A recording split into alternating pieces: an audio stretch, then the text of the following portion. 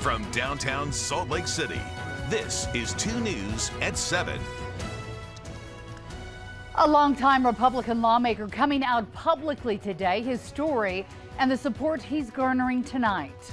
A live look from Oklahoma, where once again they are dealing with severe weather and flooding, the current conditions and why the region is not out of the woods just yet. And a teen arrested after a child dies in his care, what authorities are saying. Thanks for watching Utah's only 7 o'clock newscast. A GOP county commissioner in one of the nation's most conservative counties has revealed today that he is gay. Nathan Ivey says he once tried to take his life and hopes this announcement will help young people struggling with their own sexual orientation. Brian Malahy spoke with Ivey in Provo today. Ivey is 40 now. He's a government leader on the second floor of the county admin building here in Provo. That suicide attempt, he says, was when he was just 22. Because the gun didn't fire. And was it? Did you try to kill yourself because of your sexual orientation? Yeah. Utah County Commissioner since 2016, coming out as gay just today. There's no easy way to say this. In our interview, Ivey, a horse trainer, spoke of faith, saying he's relied on God. He has always been there for me. The darkest times. He spoke of conservative politics. I believe government's job is to protect our individual rights. He says he knew he was gay as a young boy. I've been this way since I was 9 years old. In comments to 2 News, some asked, why is this news? Ivey says his announcement has drawn support inside the GOP, and he hopes it resonates among the hurting. I'm grateful to be here, and that's part of why I've got to share this story, is because people need to understand they're not alone, they're loved, and they have something to contribute. Ivey and his wife have 2 children. He calls his wife his best friend, but says they are dissolving their marriage. Brian Malahy in Provo. Meanwhile, an outpouring of support tonight from people all across the political spectrum, including Utah County Commissioner and Republican Tanner Age, who tweeted this out earlier today. It says, "My instinct is just to embrace Nathan Ivey. Today I stand with him as a friend, a valued colleague, and a fellow Republican. His story will provide strength and hope to those feeling the lonely despair that almost took his life and has taken too many in our community."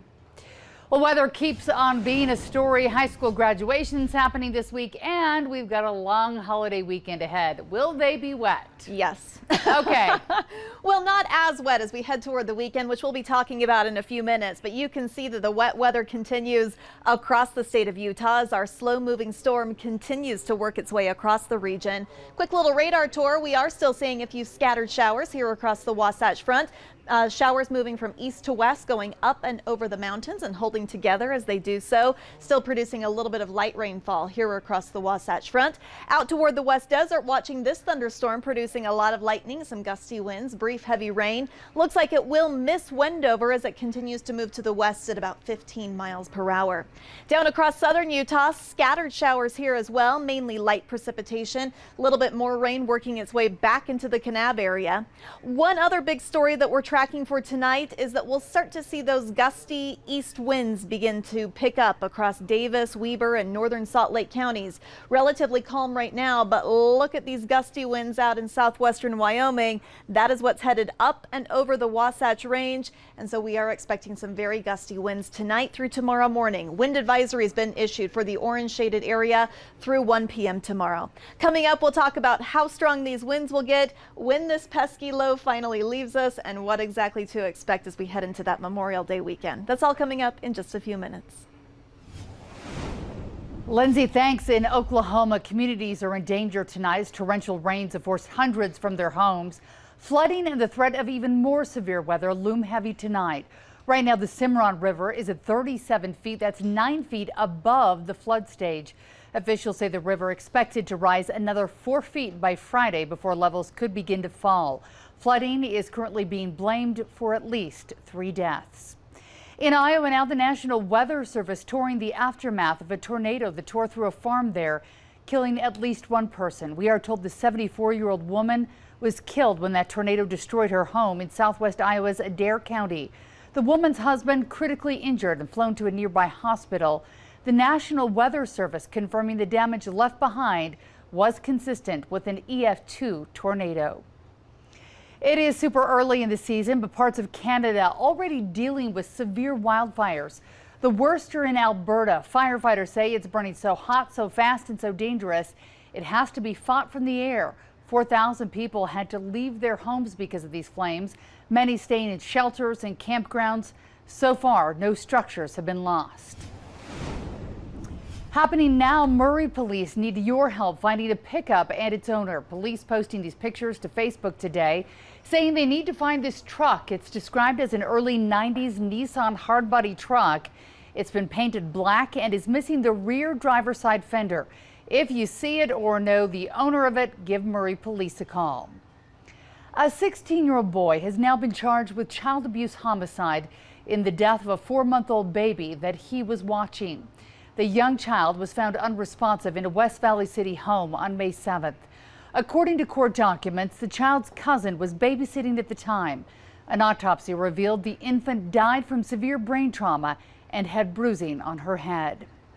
A Heber City man has now been arrested on 20 counts of sexual exploitation of a minor after his iPod was found with child pornography images on it.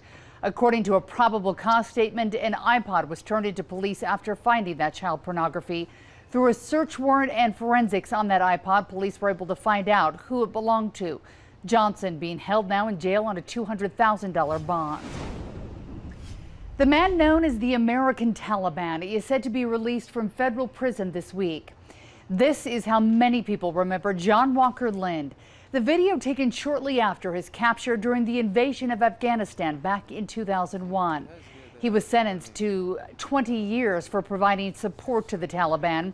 He is scheduled to be released come Thursday after serving 17 years of that sentence.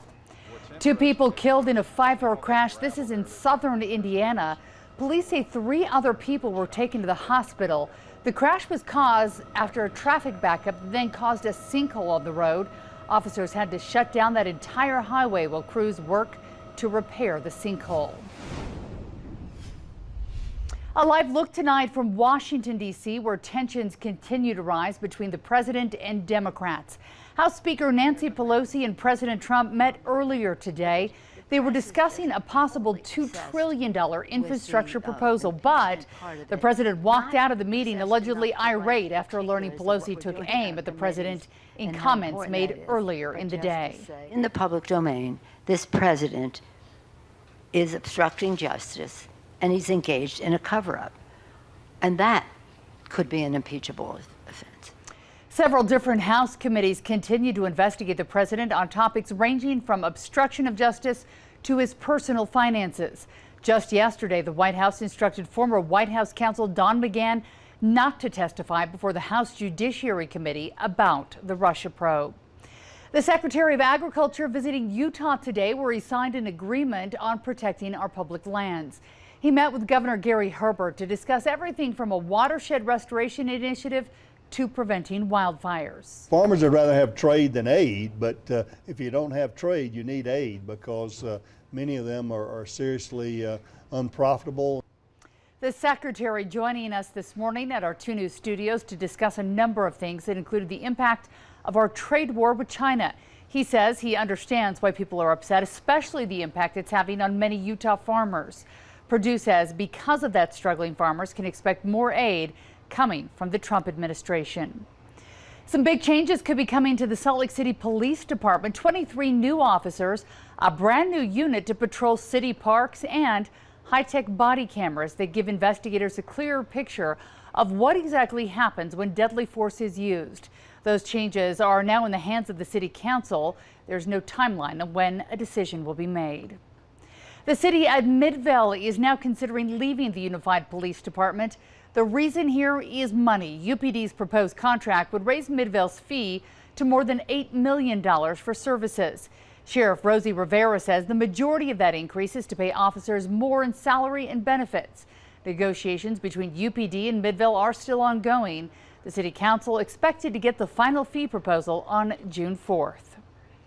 A live look tonight at the area at center of an environmental study. Less than 10 minutes ago, a public meeting, the impacts of the underpass at Bangerter and 104 South, would have on this area. That meeting wrapping up at 7 o'clock. The meeting was to get opinions and comments from those living in the area. If you still would like to weigh in, comments are being accepted on that project through June 7th. The 9/11 exhibit that has made its way to Utah, where you can get a glimpse just ahead. And a Montana State Trooper heads home after a lengthy stay here in Utah.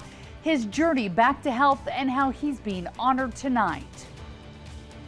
And a live look here from Moab. A little cloudy there. If there's rain, coming up in your full forecast.